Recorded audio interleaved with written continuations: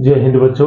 Math अड्डा 16 पे आप सभी बच्चों का स्वागत है। बच्चों आज हम कक्षा 10 की प्रश्न 15 के बारे में अध्ययन करेंगे। बच्चों हमने कल वाले वीडियो में इसके 5 तक के उदाहरण कर लिए थे।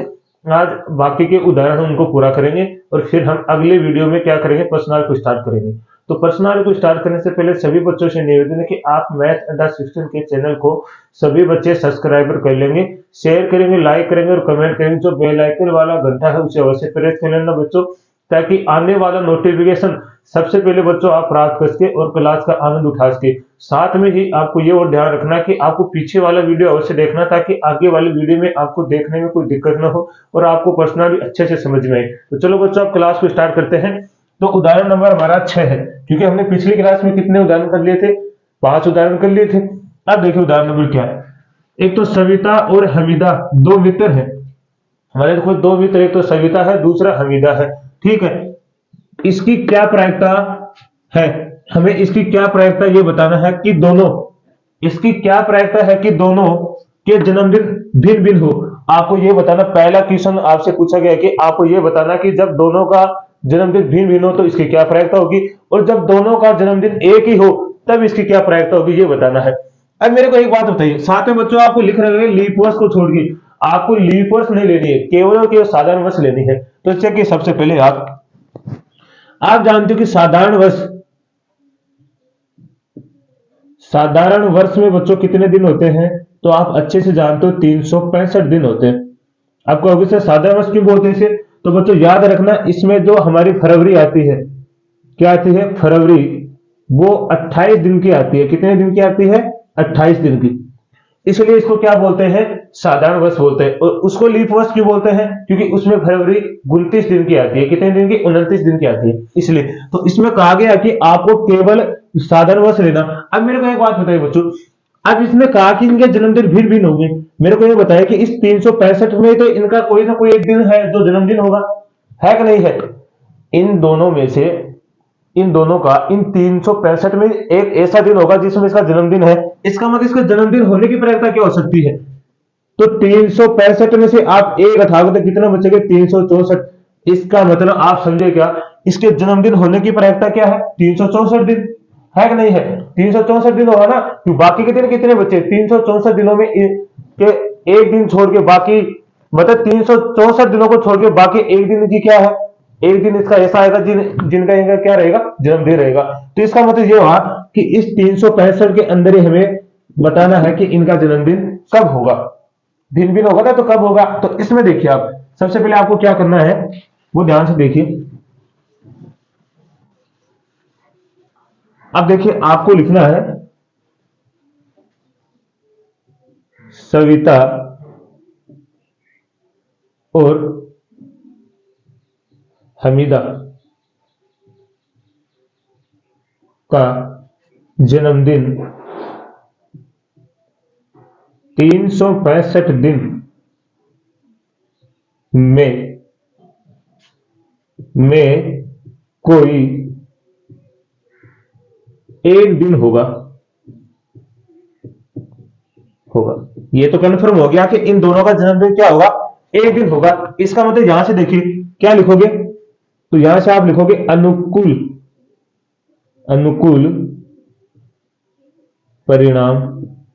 मेरे को एक बात बताइए बच्चों, अनुकूल परिणाम कितने होंगे, मैंने अभी बताया ना। इसका मतलब 365 में से कोई एक दिन होगा जो इन दोनों का कोई जन्मदिन होगा, एक ही तो दिन होगा। तो आपको क्या करना है, इस 365 में से एक घटा दोगे तो हमें पता चल जाएगा इनका जन्मदिन कितने दिन के बाद आएगा, 364 दिन के बाद में।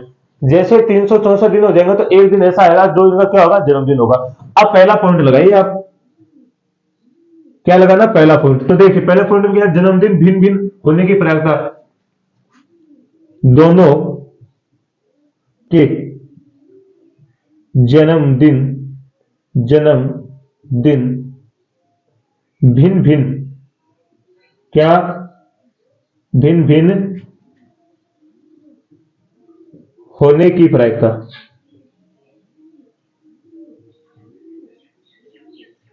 तो क्या होगी बच्चों, अब यहां से आप क्या लिखोगे, अनुकूल, अनुकूल परिणाम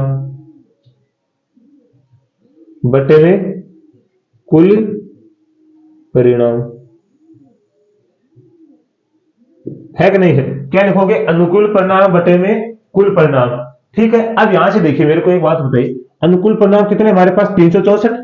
और आप ये तो कह सकते हो ना कि सर 364 होते एक दिन ऐसा आएगा कि इन दोनों का क्या आएगा? जन्मदिन आएगा, एक ही दिन तो होगा। इसका मतलब अनुकूल परिणाम कितने हमारे पास? 364। और कुल परिणाम कितने हैं? 365, है कि नहीं है? तो ये तो इनकी पहली प्रायोरिटी होगी पहले क्वेश्चन की। जब भिन्न भिन्न आएगा ना, तब इतने दिन बाद में इनका क्या आएगा? जन्मदिन आएगा बच्चों, है कि नहीं है? अब दूसरा पॉइंट देखिए, दूसरे पॉइंट में क्या कहा गया है? का जन्मदिन एक ही हो। जब इन दोनों का जन्मदिन क्या हो? एक ही हो। तो मेरे को ये बताइए, जब इन दोनों का जन्मदिन एक ही होगा, इसका मतलब क्या होगा? वो 365 दिन हो गए टोटल, कोई एक ही तो होगा, दोनों का समान होगा, समान होगा। इसका मतलब पूरे टोटल दिन कितने आ जाएंगे हमारे? जब एक दिन होगा, कोई एक ही दिन तो होगा, इसका मतलब हमारे अनुकूल परिणाम कितने हैं? अब यहां से आप निकालना चाहो तो इसका मैं एक तो आपको सूत्र भी बताया था कि जब इन दोनों का जन्मदिन एक हो, या फिर आप ऐसे कर लो, जब दोनों का जन्मदिन एक ही दिन हो, दिन हो की प्रायिकता।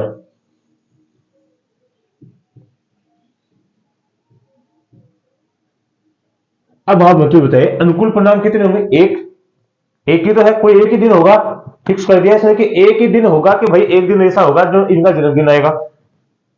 ठीक है, कितने में से आएगा? कितने में से आएगा? अनुकूल परिणाम कितने होगा? एक, कितने में से आएगा? तो 365 में से तो आएगा, आएगा कि नहीं आएगा? कितने में से आएगा? 365 में से कोई एक दिन होगा इन दोनों का जो सेम आएगा, है कि नहीं है? सेम आएगा, इसका मतलब इनका जन्मदिन क्या होगा? 1/365। अब आपको सर यहां भी तो एक ही बात थी, यहाँ 364 क्यों लिया? तो बच्चों दोनों का एक जन्मदिन, मतलब हमने एक की प्रायिकता निकाली, यहाँ दोनों की एक साथ नहीं निकाली, एक की निकाली, उसमें दोनों का एक तो कम करेंगे हम, तभी तो हमें पता चलेगा कि एक जने का जो एक व्यक्ति है उसका जन्मदिन आएगा।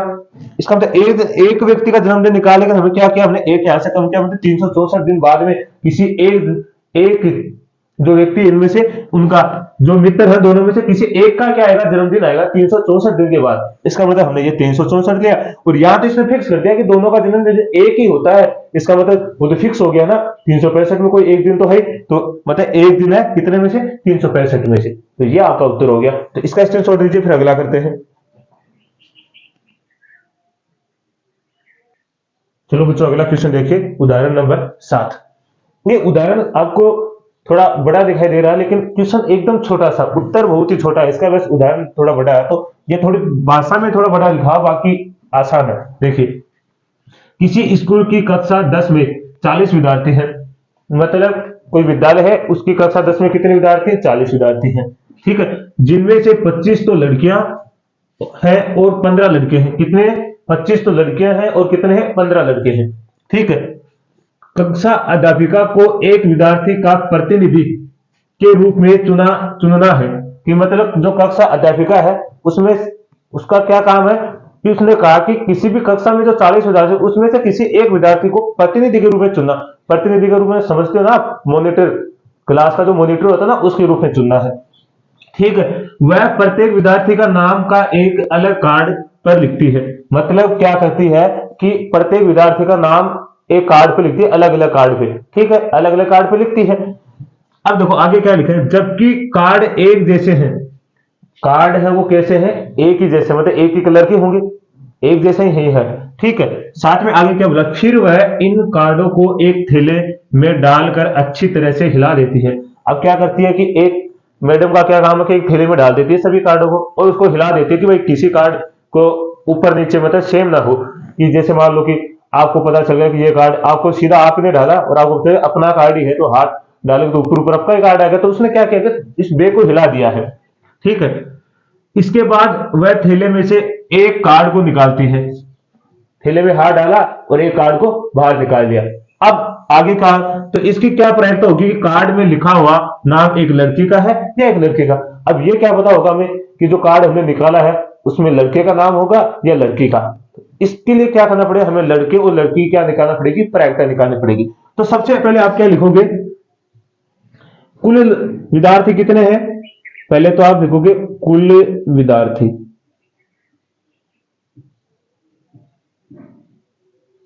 या कुल क्या लिखोगे, कुल परिणाम, कुल अनुकूल परिणाम लिख सकते हो। कुल विद्यार्थी कितने हैं, 40। ठीक है, टोटल 40 है। अब मेरे को एक बात बताइए यहां से, तो यहां से लिखोगे लड़कों के अनुकूल अनुकूल परिणाम कितने हैं, तो अनुकूल परिणाम कितने हैं, लड़कों के 15, और लड़कियों के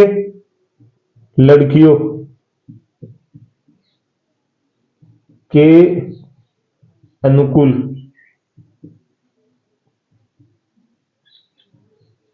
परिणाम कितने हैं बच्चों, तो 25। ये हमें पता चल गया कि लड़कों के अनुकूल परिणाम कितने, 15, मतलब कुल टोटल लड़के 15 तो है, उसके बाद लड़कियों के अनुकूल परिणाम कितने, 25। अब ये 25 है, 15 टोटल में से तो है 40 के अंदर से, तो यहां से हम सबसे पहले पॉइंट नंबर 1 लगाएंगे और यहां से हम निकालना स्टार्ट करेंगे। लड़की है ना पहले, तो लिखेंगे लड़कियों के नाम होने की प्रायिकता,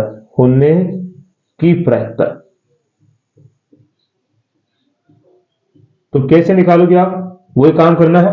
अनुकूल परिणाम क्या लिखोगे, अनुकूल परिणाम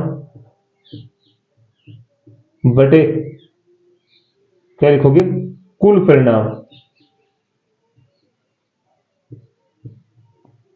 अब एक बात बताइए आप, अनुकूल परिणाम कितने हैं हमारे पास, लड़कियों के 25 और कुल परिणाम कितने हैं, 40।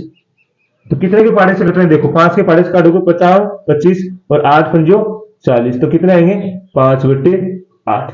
इसका मतलब कितना चांस है लड़के होने का, 5/8 है, कि 5/8 मतलब आप 8 कार्ड निकालोगे तो उसमें से कितने कार्ड निकल के आएंगे, लड़कियों के 5। इसका मतलब समझना आप, देखो 8 कार्ड निकालोगे तो कितनी लड़कियां के कार्ड आएंगे, मतलब 5 लड़कियों, 8 निकालोगे तो उसमें 5 तो क्या आएंगे, लड़कियों के आएंगे। बस इतना अंदाजा लगा सकते हैं। दूसरा देखो यहां से, अब क्या लिखेंगे, लड़कों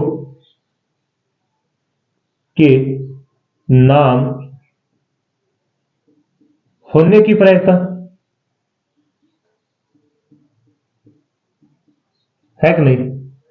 अब क्या होगा, लड़कों के देखो अनुकूल परिणाम कितने हैं, लड़कों के 15, टोटल कितने हैं 40, तो काट लो, 5 के 15, 8 पंजे 40, कितना आएगा 3/8। तो कितने आएंगे अनुकूल परिणाम, 3/8। तो ये हो गया हमारा उत्तर। और क्या करना था, बिल्कुल ही आसान क्वेश्चन है कि नहीं है। बस क्वेश्चन थोड़ा सा बड़ा है, ये तो बस लिखा गया है एक भाषा के रूप में कि इस तरह क्लास में एक मॉनिटर के रूप में चुना जाता है, बस ये। बाकी आपको बता लड़के का नाम कितना होगा, लड़के, तो इस तरह आपको परीक्षा करना है, तो बिल्कुल एक भी नंबर आपका कटना नहीं है। तो इसका भी स्क्रीनशॉट लेते फिर अगला क्वेश्चन करते हैं। चलो बच्चों अगला उदाहरण देखिए, उदाहरण नंबर 8 क्या लिखा हुआ है, एक बक्से में 3 नीले, 2 सफेद और 4 लाल कंचे हैं। मतलब एक बक्सा है, उसके अंदर 3 तो क्या सफेद है, ठीक है, सॉरी 3 तो नीले हैं, 2 सफेद है और 4 लाल कंचे। यदि इस बक्से में से एक कंचा यादृच्छिक निकाला जाता है, यादृच्छिक का मतलब बिना देखे सीधा निकाला जाता है, ठीक है, निकाला जाता है, तो इसकी क्या प्रायिकता होगी कि यह कंचा सफेद है, नीला है या लाल है। आपको यह बताना कि प्रायिकता निकालने के भाई सफेद है, नीला है, लाल, इसकी होने की क्या प्रायिकता है। तो वही काम करना है, ये सेम क्वेश्चन मैंने आपको पहले भी करवा दिया है, पहले वाली वीडियो में, अगर आपने वो देखा तो इस क्वेश्चन में कोई दिक्कत नहीं होगी आपके। तो सबसे पहले आपको क्या निकलना है, कुल परिणाम। कुल परिणाम कितने हैं बच्चों, मेरे को ये बताइए। हाँ पहले तो कुल परिणाम कितने हैं, तो कुल परिणाम क्या निकालोगे, इसमें लिखोगे 3 + 2 + 4, मतलब कुल परिणाम निकालोगे 3 नीले, 2 सफेद + 4 लाल, तो टोटल कितना हो जाएगा आपके पास 6, 9, कितना हो जाएगा कुल परिणाम 9 हो गया ना। तो सबसे पहले क्या करना है, जब भी कुल परिणाम निकालना है तो आपको टोटल को जोड़ देना है, तो वो हमारे पास कुल परिणाम आ जाएगा। अब देखो यहां से पॉइंट नंबर 1 में लिखते हैं। अब देखो किसका निकालना है, पहले कौन है पॉइंट नंबर 1 में, सफेद, तो सबसे पहले आप निकालोगे सफेद, सफेद कंचे होने की प्रायिकता।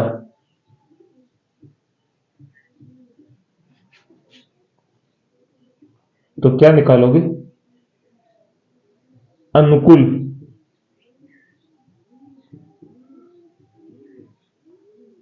अनुकूल परिणाम बटे में कुल परिणाम। अब आप मेरे को बताइए, अनुकूल परिणाम कितने हमारे सफेद के? कितने सफेद कंचे कितने हमारे पास? दो। मतलब अनुकूल परिणाम कितने हैं हमारे पास? दो। और टोटल कुल परिणाम कितने हैं? नौ। तो सफेद कंचे होने की प्रायिकता क्या आएगी हमारे पास बच्चों? 2/9। कितने आएगी? 2/9। ऐसे हम दूसरे के निकालेंगे। तो दूसरे कौन सा हमारे पास? दूसरा पॉइंट नीला। तो निकालेंगे नीला, नीले कंचे होने की प्रायिकता।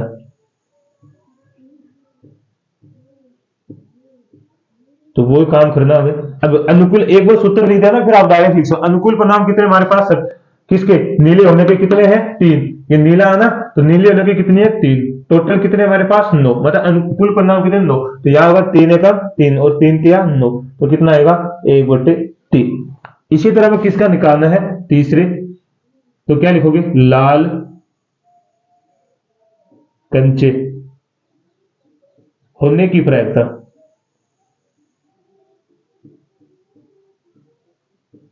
तो कितनी होगी लाल कंचे होने की प्रायिकता? तो अनुकूल परिणाम कितने हमारे? लाल 4। और टोटल परिणाम कितने हैं? कुल परिणाम 9। तो हमारे पास लाल होने की प्रायिकता कितनी आएगी? 4/9। तो इसमें भी कोई दिक्कत नहीं होगी, बिल्कुल आसान क्वेश्चन है। बस प्रायिकता तो ये मानो सबसे इजी टॉपिक है। तो इसका भी स्क्रीनशॉट लीजिए। फिर अगला उदाहरण करते हैं 9 वाला। चलो बच्चों अगला उदाहरण देखिए। उदाहरण नंबर 9 क्या लिखा है? हरप्रीत दो, कोई नाम है किसी का, लड़का भी हो सकता है लड़की भी हो सकती है, तो इसका ध्यान रखना। हरप्रीत दो भिन्न भिन्न सिक्कों को एक साथ उछालती है। उछालती इसका मतलब कोई लड़की है, क्या करती है? दो भिन्न भिन्न सिक्के लेती है, उनको उछालती है। ठीक है। अब ये क्या कर रही है आगे देखना। मान लीजिए कि एक सिक्का 1 रुपए का है और दूसरा सिक्का 2 रुपए का है। एक सिक्का तो 1 रुपए का, दूसरा 2 रुपए का है। ठीक है। इसकी क्या प्रायिकता है कि कम से कम एक चित्त, चित्त मतलब क्या होना चाहिए? हेड होना चाहिए। मैंने बताया था ना, चित्त का मतलब हेड प्राप्त करेगी। मतलब वो दोनों सिक्कों को एक साथ उछाले तो आपको इसकी क्या प्रायिकता होगी कि जब दोनों को एक साथ उछालती है तो कम से कम एक चित्त आने की प्रायिकता, चित्त आएगा। ये क्या प्रायिकता? देखो एक बात समझना, मान लो आपने दो सिक्कों को एक साथ उछाला है। अब एक साथ उछाला तो इसका मतलब पहला, आपने सिक्कों को जैसे दोनों को एक साथ उछाला तो इसका मतलब दोनों दोनों में हेड ही आ सकता है क्या? आपने, आपको क्या पता, दोनों में हेड भी तो हो सकता है। ठीक है। अब दूसरी बात, अगर हेड है, अब की दूसरी बार आपने उछाला सिक्के को तो कोई जरूरी थोड़ी है पहला हेड, पहले सिक्के पे हेड आ जाए, दूसरा क्या आ जाए? टेल आ जाए। हो सकता है कि नहीं हो सकता? चलो अब फिर आपने फिर से उछाला तो अब की बात जरूरी थोड़ी है पहले सिक्के पे टेल आ जाए और दूसरे पे हेड आ जाए। हो सकता है। अब की बार आपने फिर से सिक्के को उछाला तो जरूरी थोड़ी है दोनों पे क्या आ जाए? टेल आ जाए। हेड आना कोई जरूरी थोड़ी है टेल आ जाए। इसका मतलब किसी दो सिक्कों को आप एक साथ उछालोगे तो उस पे जो उसकी जो परिणाम, अनुकूल परिणाम आएंगे वो कम से कम कितने आएंगे? तो ये अनुकूल परिणाम होंगे। कितने परिणाम होंगे? या तो आप हेड आ सकता है या हेड टेल आ सकता है, या टेल हेड होगा या टेल टेल हेड होगा। अब उसने ये पूछा है क्वेश्चन में कि आप ये बताइए कि कम से कम एक हेड आने की क्या प्रायिकता। अब कम से कम का मतलब आप समझना बच्चों, कम से कम एक भी हो सकता है और एक से ज्यादा भी हो सकता है। कम से कम का मतलब ये होता है कि एक तो होना ही होना चाहिए, लेकिन उससे अधिक होगा तो भी चलेगा। इसका मतलब देखो, क्या ये तीनों है क्या? या देखो कम से कम दो भी हेड है, एक है, एक है। तो इसका मतलब जो अनुकूल परिणाम है वो हमारे कितने हैं? 3। और टोटल परिणाम कितने हमारे? 4। तो इसका मतलब आप समझे क्या? तो चित्त मतलब हेड आने की प्रायिकता कितनी हो जाएगी? 3/4। उत्तर तो हमारा ये हो गया। याद रखना, जब भी किन्हीं दो सिक्कों को उछालते हो तो उनकी जो अनुकूल मतलब कुल परिणाम आएंगे वो कितने आएंगे? 4 आएंगे। और वो आपके सामने लिखे हुए दोनों क्या आएंगे? दोनों हेड भी आ सकते हैं, एक हेड एक टेल आ सकता है, एक टेल एक हेड आ सकता है, और दोनों ही टेल आ सकते हैं। इसका ध्यान रखना आपको। टेल मतलब चित और पट आते हैं ना, जैसे हम कभी टॉस करते हैं, टॉस नहीं करते हुए खेल, कोई खिलाड़ी खेल रहे हैं, मतलब हम ग्रामीण क्षेत्र में जैसे क्रिकेट खेलते हैं या कुछ और, तो टॉस करते हम नहीं कहते कि भारत आएगा पैसा लोगे आप, ये थोड़ी का चित लोगे पट।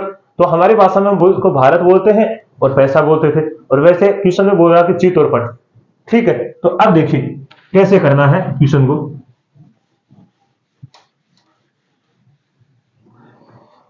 तो यहां से देखिए सबसे पहले आपको लिखना है, क्या लिखोगे आप? सबसे पहले आपको सबसे पहले यह लिखना है कि जो हमारे कुल कुल क्या लिखोगे? कुल परिणाम लिखोगे ना, कुल अनुकूल परिणाम, मतलब लिखोगे कुल अनुकूल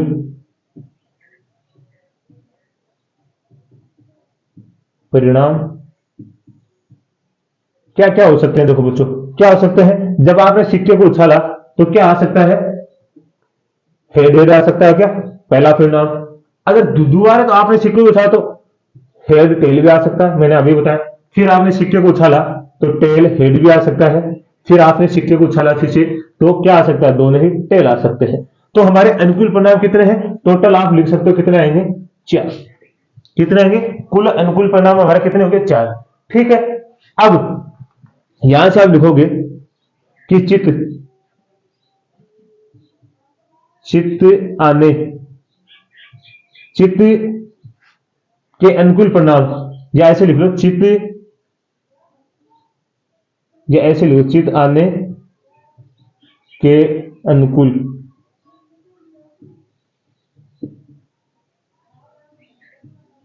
परिणाम क्या आ सकते हैं बच्चों? देखो चित आने के कितने हैं? कम से कम बोल रहा था चित, देखो पहला, दोनों क्या हेड हेड है, चित का मतलब हेड। दूसरा क्या है? हेड टेल हो सकता है। तीसरा क्या है? टेल हेड हो सकता है। इसका मतलब टोटल कितने परिणाम हो गए आपके पास? टोटल आप लिखना चाहो तो कितने होंगे? 3। ठीक है, अब लिख लो यहां से, क्या लिखोगे? कम से कम, आपको पूछा कम से कम चित आने की प्रायिकता, कम से कम चित आने की प्रायिकता। तो लिखो, क्या लिखोगे?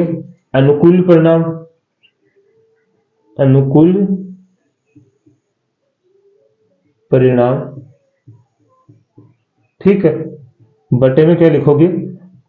कुल परिणाम। तो देखो अनुकूल परिणाम कितने हमारे पास? 3, और कुल परिणाम कितने हमारे पास? 4।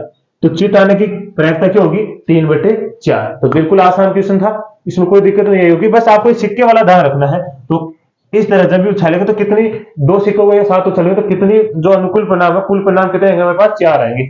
तो इसका स्क्रीनशॉट लीजिए, फिर अगला उदाहरण करते हैं 10। चलो बच्चों अगला उदाहरण देखिए, उदाहरण नंबर 12। अब आपको सर उदाहरण नंबर आपने 12 करवा दिया, 10 और 11 तो नहीं करवाया, तो बच्चों वो परीक्षा की दृष्टि से नहीं है, उन्हें हटा दिया गया कि ये क्वेश्चन आपको नहीं करना है उदाहरण। तो हम सीधे क्या है, उदाहरण नंबर 12 क्या है? देखिए उदाहरण नंबर 12 पढ़िए। एक डिब्बे में 100 कमीज है। कितने कमीज है? 100 कमीज है, जिसमें से 88 अच्छे कमीज हैं। क्या है? अच्छी है। मतलब सीधी सी बात है, उस डिब्बे में जो 100 कमीज, उसमें से 88 कमीज तो एकदम सही कमीज है, अच्छे कमीज है, ठीक है। तथा 8 में थोड़ी सी खराबी है। 8 कमीज है वो थोड़ी से क्या खराब है। और आगे, और 4 में अधिक खराबी है। 4 जो कमीज है उसमें और क्या है, वो तो बिल्कुल ही खराब कमीज है, ठीक है। एक व्यापारी जिमी वे ही कमीज स्वीकार करता है जो अच्छे हैं। एक व्यापारी है जिसका नाम क्या है? जिमी। वो उन कमीजों को स्वीकार करता है जो केवल क्या है? अच्छे हैं। न तो वो थोड़े अच्छे हैं उन्हें स्वीकार करता है, वो केवल अच्छे कमीजों को स्वीकार करता है, ठीक है। जबकि एक अन्य व्यापारी सुजाता उन्हीं कमीजों को स्वीकार करती है जिनमें खराबी है अधिक है इस डिब्बे में जिसमें खराबी अधिक नहीं है। ये थोड़ा सा क्वेश्चन स्वीकार करते कि अधिक, जिनकी खराबी अधिक है, ये क्या है? उन्हें उन्हें अस्वीकार करती है। देखो क्या है, सही से ध्यान से पढ़ना। या एक अन्य, जबकि एक अन्य व्यापारी सुजाता उन्हीं कमीजों को अस्वीकार करती है जिनमें खराबी अधिक है। मतलब जो कमीज बिल्कुल ही खराब है, ये व्यापारी उन्हीं को स्वीकार करता है, जो थोड़ी खराब है उन्हें भी क्या कर लेता है? शामिल कर लेता है, ले लेता है, ठीक है। आगे, जिनमें खराबी अधिक है, इस डिब्बे में से एक कमीज यादृच्छिक रूप से निकाला जाता है। इसकी क्या प्रायिकता होगी कि कमीज जिमी को स्वीकार हो, वो कमीज बताना जो जिमी को स्वीकार हो, उनकी प्रायिकता बताना है, और वो कमीज बताना सुजाता को स्वीकार हो। अब देखो, अब आपको ने बताया कि जिमी तो क्या कहती है कि मेरे को वही कमीज चाहिए जो एकदम अच्छे हैं। इसका मतलब अच्छे कमीज कितने हैं? टोटल 88 कमीज है। तो क्या लिखेंगे हम सबसे पहले? तो यहां से लिखेंगे कुल परिणामों की संख्या। तो कितनी है बच्चों कुल परिणामों की संख्या? तो हमारे पास 100 है। ठीक है, पहली बात। अब यही हम लिख देते हैं जिमी को स्वीकार कमीजों के अनुकूल परिणाम कितने हैं? जिमी वो कितने कमीजों को स्वीकार करती है? तो केवल वो 88 कमीज जो अच्छे उन्हें स्वीकार करती है। दूसरा हम लिखेंगे सुजाता। क्या है? सुजाता को स्वीकार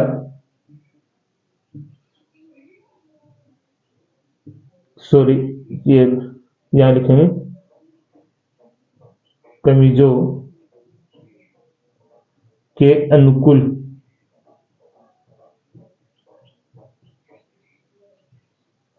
परिणाम। मेरे को एक बात बताइए, ये तो क्या करती है? ये 88 कमीज तो लेती साथ में क्या लेती है? ये जो 8 कमीज जो थोड़े से खराब है उन्हें भी क्या करती है? स्वीकार करती है। इसका टोटल कितना हो गया? 94 हो गया। क्या कितने कमीज हो गए इसके? टोटल 94, सॉरी 96 हो गया। 94 कैसे हो गया? 96। कितने होंगे? 96 कमीज हो गया।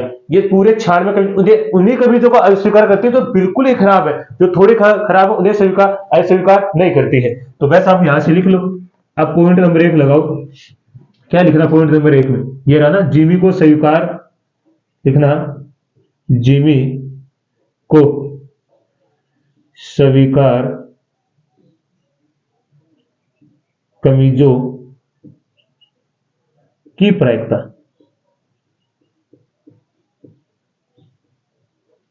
तो क्या लिखोगे आप? अनुकूल परिणाम